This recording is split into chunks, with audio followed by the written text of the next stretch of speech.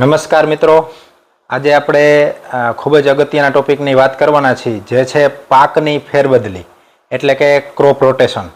હવે પાકની ફેરબદલી ખૂબ જ મહત્વની છે અને આપણે દર વખતે જે એક સરખો જ પાક દર વખતે લેતા હોય તો તેમાં મહદ અંશે કોક જ ખેડૂત પાકની ફેરબદલી કરતા હોય છે, તો ખૂબ જ ઉપયોગી છે અને કરવી જોઈએ.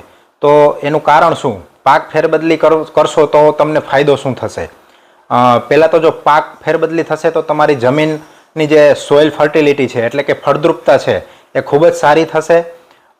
રાસાયણિક જે ખાતરો છે એનો જે ઉપયોગ કરો છો એમાં પણ ઘટાડો આવશે.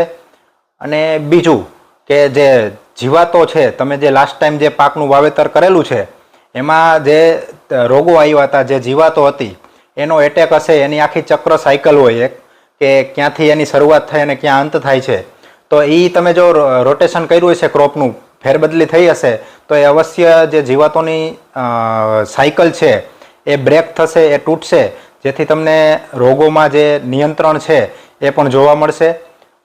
બીજું કે આપણે જે ફર્ટિલિટી, સોઇલ ફર્ટિલિટી છે એ સારી થશે, તો એનાથી તમને એક અવશ્ય એ ફાયદો થવાનો છે કે કોઈ પણ ખેડૂત પાકનું જે વાવેતર કરે છે તો એનો એક અવશ્ય એક ગોલ હોય છે કે સારી ઉપજ મેળવી, સારા ભાવ મેળવી શકાય.